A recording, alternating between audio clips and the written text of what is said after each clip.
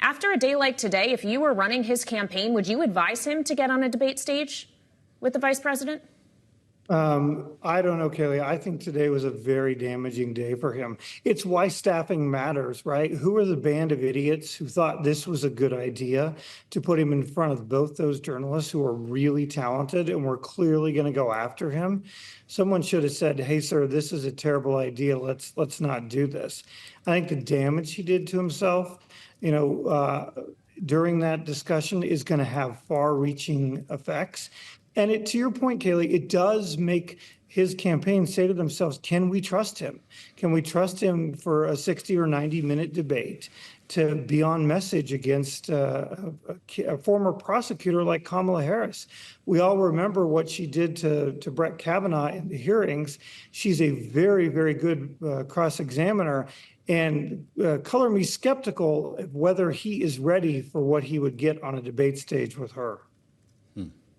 Well, maybe his campaign supporters should have told him that black jobs include journalists' jobs.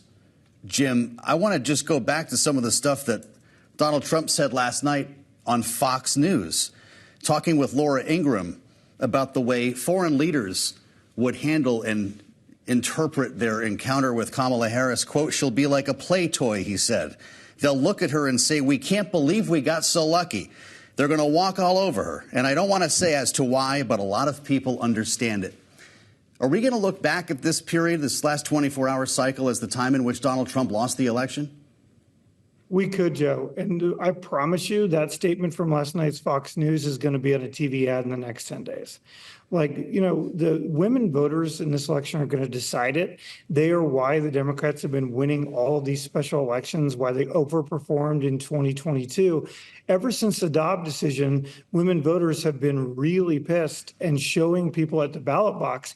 And he continues to make these veiled statements about women, and he just can't seem to help it. And it doesn't take a rocket scientist to figure out what he's talking about. And so, in the past 24 hours, he's really damaged two of the groups that he was doing well with against Joe Biden. He was overperforming every Republican with African-American voters. I think, to Cleaver's point earlier in your block, that's likely gone. And these swing women voters in the Midwest states are the preponderance of who's undecided. And so at some point, campaign managers like me have to look at their candidates and say, "Hey, boss, shut up." Well, I guess we probably couldn't be a fly on the wall to see if that conversation happened when he got off the stage in Chicago today, Jim. But he wasn't just focused on Kamala Harris or black jobs today. He was asked directly whether or not his vice presidential selection, J.D. Vance, would be ready to be president if necessary. And this is what he had to say in response.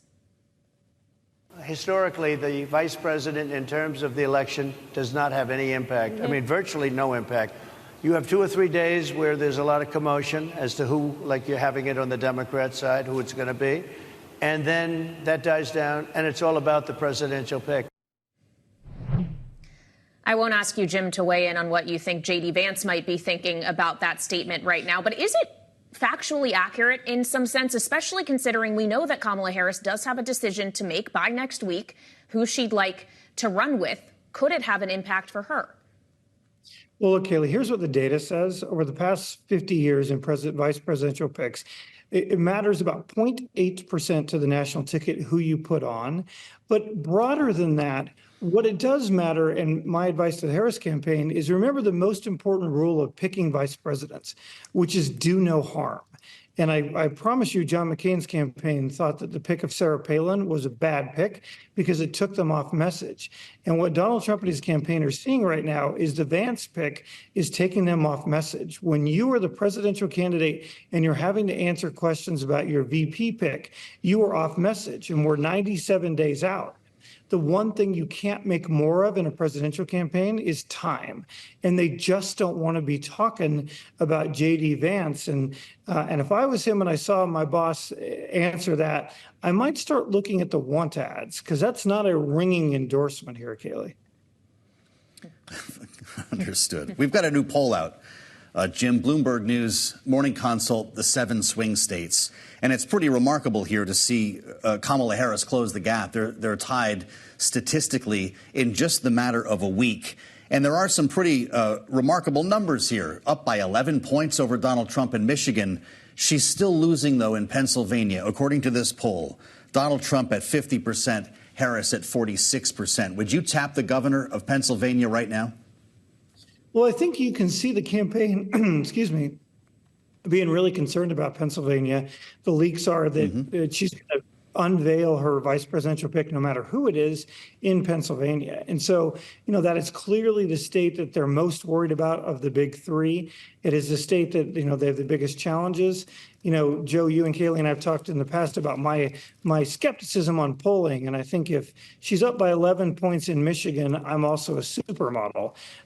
So I don't believe those numbers. The other thing that is important here is she's had the best 10 days in modern American political history, and we're still in a tied race. And it really goes back to what Libby said in your previous block. We're not going to know about really what any of this means until after the Democratic National Convention, until we get post-Labor Day.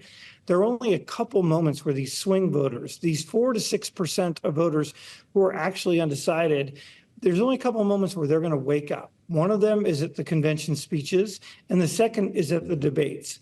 And so I'll just put aside the polls for a second and say, okay, where are people spending their time and money?